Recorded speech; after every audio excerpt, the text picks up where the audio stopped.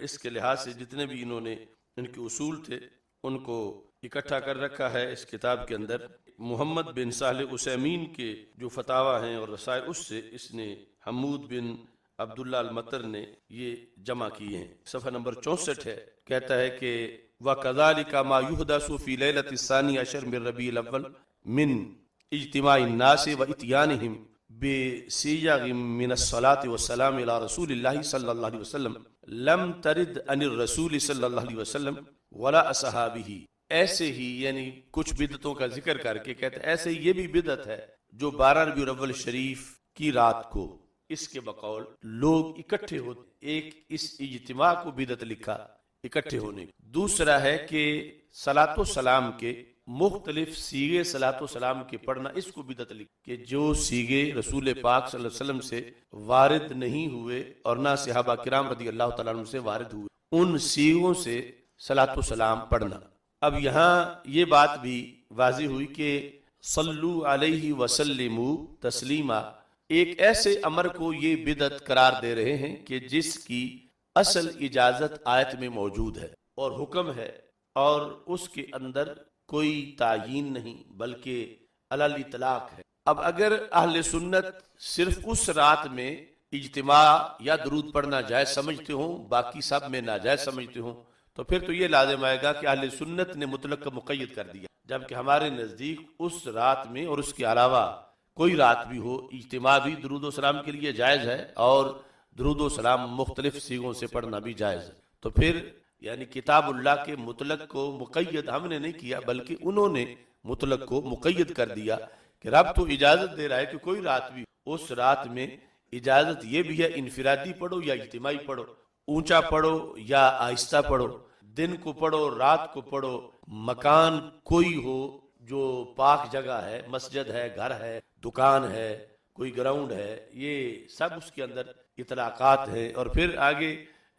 کسی کو عربی زبان نہیں آتی تو اپنی زبان کے اندر، ابھی عربی سیکھ رہا ہے تو اپنی زبان میں وہ پڑھے، اور اس کے بعد پھر اس کے جو صیغ ہیں ان میں بھی اجازت ہے، یعنی شریعت کی طرف سے ایسا نہیں ہے کہ اگر ان لفظوں کو نہ پڑھا گیا تو پھر درود نہیں، بلکہ یہ امت کا 14 صدیوں کا تعامل ہے کہ جتنے بھی محدثین ہیں ان کی کتابیں دیکھیں، مفسرین کی کتابیں دیکھیں، فقہاء کی کتابیں دیکھیں، صوفیاء کی کتابیں دیکھیں، لغت کے ماہرین کی کتابیں دیکھیں، سب نے کتابوں کے خطبوں میں درود شریف لکھا ہے، اور 100 میں سے شاید 1% بھی ایسے نہ ہو کہ جنہوں نے درود ابراہیمی لکھا ہو خطبے کے اندر، بلکہ ہر ایک نے اپنی محبت کا اپنے لفظوں میں اظہار کیا، اور ہر ایک نے خود اپنے علیحدہ صیغے بنائے۔ اس جہت سے بھی اگر دیکھا جائے تو پھر کوئی بھی محدث، فقیہ، مفسر ایسا نہیں کہ جو درود گھڑنے سے باز رہا ہو، یعنی جو ان کی طرف سے تانا دیا جاتا ہے کہ وہ تو حکم ہی ایسا ہے کہ جن لفظوں سے احسن طریقے سے وہ سمجھتا ہے اور اسے ان لفظوں سے پیار ہے، وہ ان کے ساتھ وہ رسول پاک صلی اللہ علیہ وسلم پر درود و سلام کا نذرانہ پہنچائے۔ ان کی طرف سے بدعت اس لیے قرار دیا گیا کہ وہ ایسے سیغوں سے پڑھ رہا ہے کہ جو وارد نہیں ہوئے رسول پاک صلی اللہ علیہ وسلم کی طرف سے اور نہ اصحاب کی۔ اب اس بیس پر اگر اس جلسہ میلاد کو بدعت قرار دیا جا رہا ہے تو پھر تو امت کا پورا لٹریچر بدعت ہے، یعنی امت کے ہر شعبے میں، وہ صرف کی کتاب ہو، نحو کی کتاب ہو، بدیع معنی کی کتاب ہو، تفسیر فقہ کی کتاب ہو، اصول حدیث کی کتاب ہو، سب کے آغاز میں خطبے ہیں اور سب کے خطبوں میں درود و سلام ہے، اور ان میں سے یعنی 98% 99% وہ درود و سلام ہے جو سیغے وارد ہی نہیں ہوئے زبان رسالت صلی اللہ علیہ وسلم سے، کہ سرکار نے جو درود ابراہیمی کے لحاظ سے فرمایا، جو حکم اصل میں نماز کے لحاظ سے ہے، تو وہ لکھا ہو۔ تو جس بیس پر یہ 12 ربیع الاول شریف کے جلسے کو اور اس میں درود شریف پڑھنے کی بنیاد پر اس کو بدعت قرار دے رہے ہیں، حالانکہ اوپر اس کی اصل موجود ہے، صرف لفظوں کے اختلاف کی وجہ سے۔ لفظ اگرچہ شریعت میں جائز ہیں، شریعت کے دائرے میں، لیکن کہتے ہیں کہ سرکار سے وارد نہیں ہوئے اور صحابہ کرام رضی اللہ تعالیٰ عنہ سے وارد نہیں، اس بنیاد پر بدعت قرار دیا جا رہا ہے۔ تو یہ ایسا فتویٰ ہوگا کہ جس کے بعد امت کا کوئی محدث، کوئی مفسر، کوئی فقیہ، کوئی قابل ذکر عالم دین جس نے کسی فن میں کتاب لکھی ہے، وہ اس فتوے سے بچ نہیں سکے گا، اور پوری امت پر یہ معاذ اللہ بدعت کا فتویٰ لگ جائے گا جو انہوں نے میلاد دشمنی میں اپنا ایک اصول بیان کیا۔ یہاں پر ہماری طرف سے ایک جملہ لکھ کر پھر وہ اس کا رد کرتا ہے، کہتا ہے کہ وَإِذَا قَالُوا نَحْنُ نُصَلِّي عَلَى رَسُولِ اللَّهِ صلی اللہ علیہ وسلم، کہ جب یہ لوگ جو پڑھتے ہیں درود 12 ربیع الاول شریف کو یعنی عید میلاد مناتے ہیں،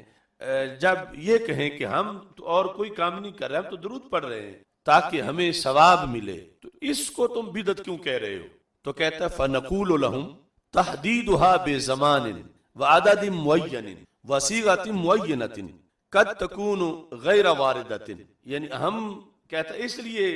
بدعت قرار دے رہے ہیں کہ ایک تو تم لوگوں نے زمانہ معین کر دیا، تو زمانہ معین کرنا بدعت ہے، زمانہ معین کرنا بدعت ہے، تو صلاۃ و سلام کا حکم ہے لیکن یہ جو زمانہ تم نے معین کیا یہ بدعت ہے۔ تو اس پر میں گفتگو کر چکا ہوں کہ ہماری طرف سے یہ تحدید تب آئے کہ جب ہم اس کے علاوہ ناجائز سمجھیں یا اس کے علاوہ عملاً ایسا نہ کریں۔ ہمارے ہاں تو وہ روزانہ محفل میلاد ہوتی ہے، یعنی صرف اسی رات کو نہیں ہوتی، اس سے پہلی رات بھی ہے، اس کے بعد رات بھی ہے، پورا مہینہ ہے، پورا سال ہے۔ تو تحدید تو انہوں نے کر دی کہ اللہ کا ایک مطلق حکم ہے اور یہ وہ حکم جو ہے اس رات کو بھی شامل ہے اور یہ اس رات کو خارج کرنا چاہتے ہیں۔ تو یہ پہلی وجہ جو انہوں نے بدعت کی بیان کی وہ اس لیے مردود۔ دوسری وعدد معین، کہ معین عدد کی وجہ سے بدعت ہے، جبکہ ہمارے ہاں تو کوئی معین عدد ہے ہی نہیں، یعنی ہو سکتا ہے کسی محفل میلاد میں 100 بار پڑھا جائے، کسی میں 1000 بار پڑھا جائے، کسی میں اس سے بھی زائد پڑھا جائے۔ یعنی ہمارے نزدیک محفل میلاد جو 12 ربیع الاول شریف کو ہو رہی ہے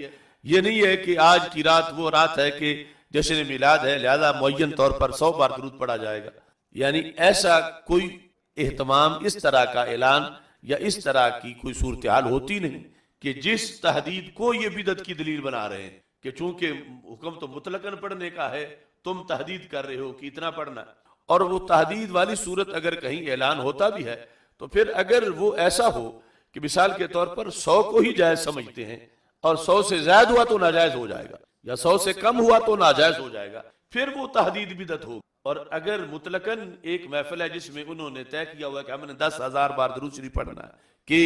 اپنے اوپر یہ لازم کیا ہوا ہے کہ ہم جلدی نہ اٹھ جائیں، بلکہ لیکن جائز وہ 10,000 سے زائد کو بھی سمجھتے ہیں، جائز 10 سے کم کو بھی سمجھتے ہیں، تو پھر بھی وہ تحدید نہیں ہوگی کہ جو بدعت کے زمرے میں آتی ہے۔ بہرحال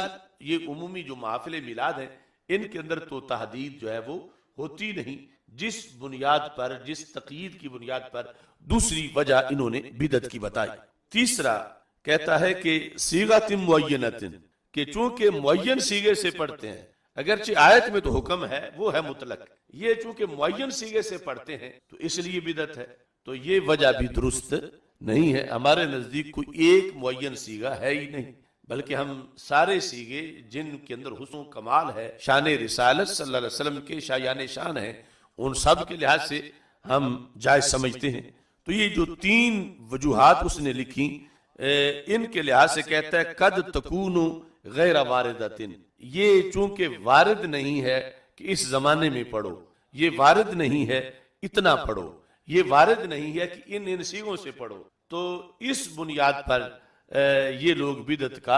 ارتکاب کرتے ہیں۔ قد تکون غیر واردۃ، تو ان تینوں کے لحاظ سے یہ ہمارا جواب آ گیا کہ یہ جو تم کرنا چاہتے ہو وہ تحدید کے ضمن میں آتا ہے، کیونکہ آیت نے تو یہ ہرگز نہیں کہا کہ باقی دنوں میں تو پڑھو مگر 12 ربیع الاول شریف کی رات کو نہ پڑھو، باقی صیغوں سے تو پڑھو مگر فلاں صیغے سے نہ پڑھو۔ آیت میں ایسی کوئی تعیین نہیں ہے کہ تم اتنی بار تو پڑھو اتنی بار نہ پڑھو، یہ جو تم اپنی طرف سے لگا رہے ہو، تو اصل تقیید اور تحدید کی یہ جو صورتحال ہے تم نے بنائی ہوئی ہے، جبکہ ہمارے ہاں بالکل ایسا نہیں ہے۔ دوسری وجہ اس میں لکھتا ہے او منہی عنہا،